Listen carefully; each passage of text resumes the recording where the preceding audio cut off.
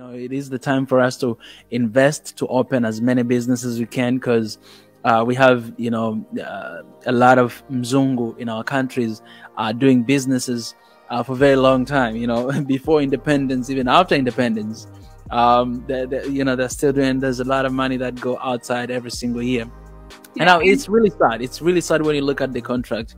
I was looking at something today that I see the government only get like 16%.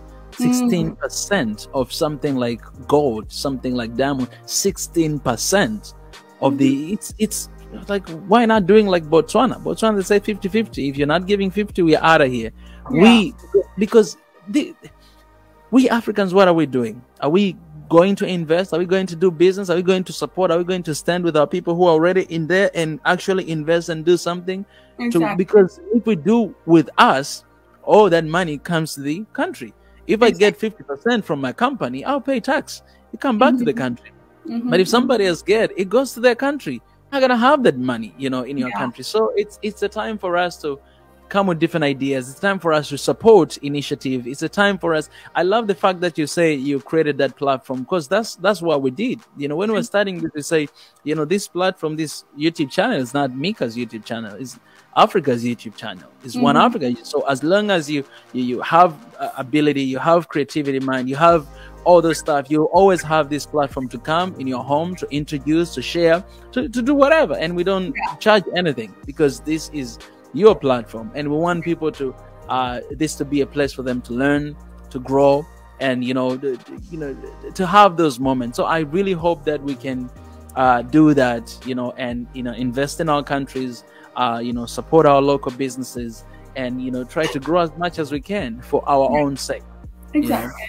And just to add on that, one thing I want to say is actually creating small businesses, entrepreneurship is the most effective and like the fastest way to actually develop, to come out of poverty as a community, as a country, as a continent. Because as I told you, it has a ripple effect.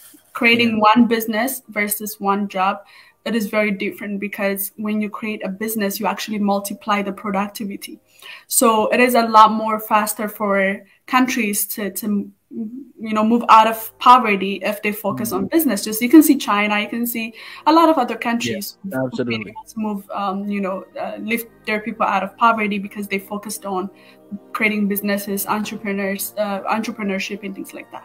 And what you said about, for example, gold and different resources that Africa have, right?